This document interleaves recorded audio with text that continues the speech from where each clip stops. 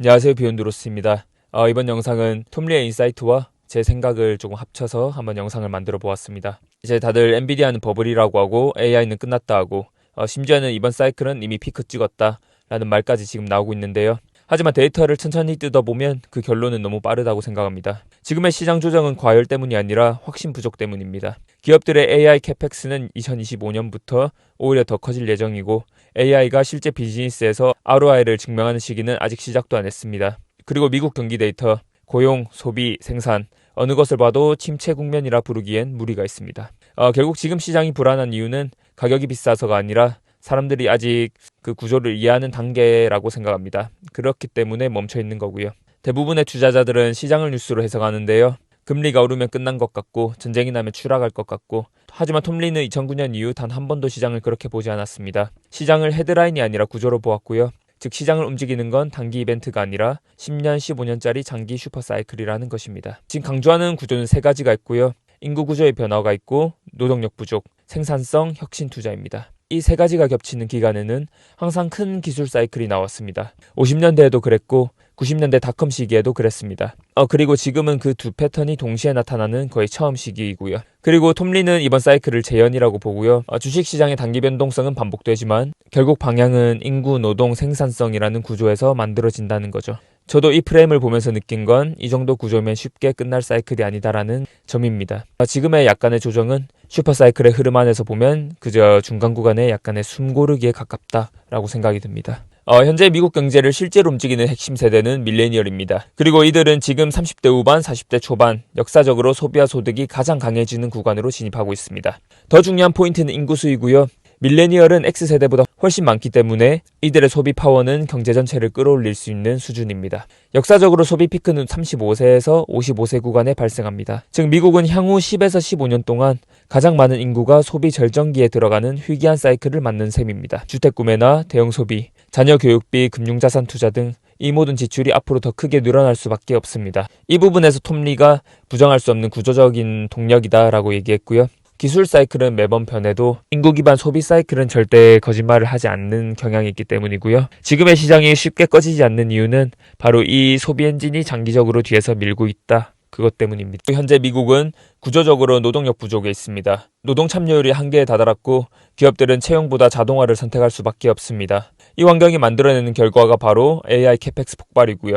사실 이런 패턴이 처음이 아닌데요. 1948년부터 67년, 91년, 99년 미국이 노동력 부족을 겪을 때마다 생산성 투자가 폭발을 했고 그 결과로 경제와 기술이 함께 성장했습니다. 지금도 같은 장면이 반복되고 있다고 보이고요. 기업들은 단순 유행이 아니라 생존을 위해 AI와 자동화에 투자하고 있습니다. 생산성 혁신 없이는 버틸 수 없기 때문입니다. 데이터 센터, GPU, 소프트웨어, 전력 인프라 이러한 필수 지출이죠. 그래서 엔비디아의 성장은 투기가 아니라 구조적으로 필수 지출의 반영입니다. 25년에서 2030년까지 AI 캐펙스는 연평균 50에서 70% 증가가 전망되고 있고 아직 ROI 검증도 거의 초기 단계입니다. 이걸 보면 지금의 AI 사이클은 과열된 버블이 아니라 노동력 부족이 만들어낸 구조적인 투자 전환점에 가깝습니다. 즉 시작에 불과한 거죠. 많은 사람이 이번 AI 붐을 닷컴 버블하고 비교하고 있는데요. 하지만 두 사이클은 본질적으로 다른 구조를 가지고 있습니다. 닷컴은 기대 중심 투자였고 실제 수익 모델이 없었습니다. 지금의 AI는 반대로 실제 ROI가 검증되고 있는 단계이고요. 그리고 AI 투자는 기업의 선택이 아니라 필수입니다. 노동력 부족을 해결하는 유일한 대안이 되고 있고요. 기술이 좋아 보여서 쓰는 게 아니라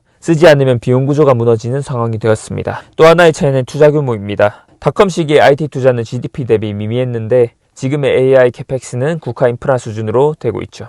데이터 센터, 전력망, GPU 공급망 모든 게 경제 기반 시설이죠. 그래서 지금의 AI 랠리는 버블적 과열이 아니라 필연적인 구조 변화에 더 가깝습니다. 기업들은 단순한 기대감으로 지출하는 게 아니라 생산성, 비용 절감, 운영 자동화를 위해 투자를 늘리고 있습니다. 즉 이번 AI는 닷컴과 달리 실제 경제를 움직이는 진짜 구조적 변화이다. 이것입니다. 지금 시장을 보면서 가장 중요한 포인트가 하나 있습니다. 올해 초 기관 투자자들이 경기 침체나 AI 과열, 금리 고착이라는 내러티브를 믿어서 실제로 포지션을 그렇게 짰습니다. 그래서 생긴 결과가 심각한 언더퍼폼 구간인데요. 벤치마크 대비 크게 뒤처져 있고 주식 비중은 여전히 낮고 현금 비중은 역사적으로 높은 수준에 머물러 있습니다. 이 말은 시장이 조금만 올라가도 기관 입장에서는 손실이 커지는 구조이다 라는 거고요. 반대로 시장이 빠진다고 해서 이들이 마음 편히 매수할 수 있는 상황도 아닙니다. 이미 뒤쳐져 있기 때문에 좀 아이러니한 위치에 있는 거죠. 문제는 시간이 없다는 거고요. 톰리는 2025년 기관에게 30년 만에 가장 나쁜 상대 수익률을 기록할 수 있는 한 해가 될 수도 있다. 이들이 연말까지 성과를 끌어올리지 못하면 커리어 성과 보너스나 동료 평가에서 심각한 압박을 받게 될 것이다. 그래서 연말로 갈수록 기관의 행동은 점점 단순해질 것이다. 시장이 위로 열리면 추격 매수할 것이다. 라고 얘기하고 있고요. 지금 제가 봐도 이 구도 때문에 시장이 외형적으로는 조정처럼 보이지만 내부적으로는 훨씬 좀 더 강한 잠재 수요가 쌓이고 있는 것처럼 보입니다. 기관은 연말로 갈수록 점점 따라붙는 구조가 나올 수 있지 않을까 싶습니다. 이게 또 아이러니하게 시장을 점점 더 강하게 만드는 역할을 할 거고요. 매년 반복되었던 연말 랠리도 사실 핵심 동력이 이러한 기계적인 추격 수요라고 볼 수 있습니다. 시장에 대한 확신 때문이 아니라 성과를 맞춰야 하는 압박 때문에 이제 기관들이 몰려서 사는 것 때문이죠. 그리고 중요한 지점이 하나 더 있는데요. AI 기업이나 고베타 기술주, 그러한 중소형주가 페드의 첫 금리 인하와 함께 움직일 때 이 구간에서 가장 민감하게 반응하는 자산이 비트코인, 이더리움입니다. 그래서 시장 구조상 연말 또는 내년 초 가장 베타가 크게 터질 가능성이 높은 자산은 결국 크립토라고 판단하는 거죠. 앞전에 말씀드렸듯이 연말이 가까워질수록 기관의 압박은 심해질 것이다. 성과가 밀린 상태로 해를 넘길 수 없기 때문입니다. 특히 올해는 격차가 크고 시장 전체가 AI 중심으로 빠르게 움직였기 때문에 기관들은 더 심한 압박을 지금 받고 있죠. 보통 지금 투자자들은 다 고점이라고 말하는데 고점은 이렇게 모두가 두려워할 때 만들어지는 것이 아니죠. 두 가지 힘이 강하게 작용될 것이라고 하는데요. 기관의 추격 매수와 펀드의 리밸런싱 매수입니다. 이 둘이 겹치면 시장은 생각보다 거칠게 튀어오를 수 있다고 예상하고 있고요. 특히 올해는 기관의 비중이 너무 낮아서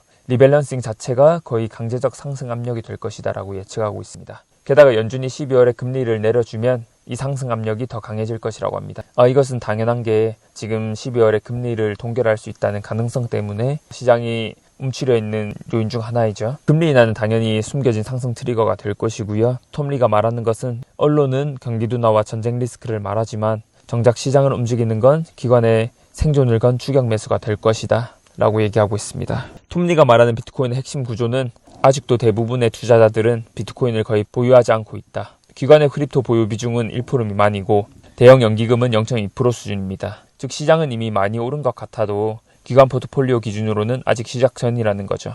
특히 올해 들어 비트코인의 매도 주체가 오지, 즉 초기 채굴자 고래에서 기관으로 바뀌고 있는데요. 이는 시장의 체력 구조가 안정되고 있다는 말입니다.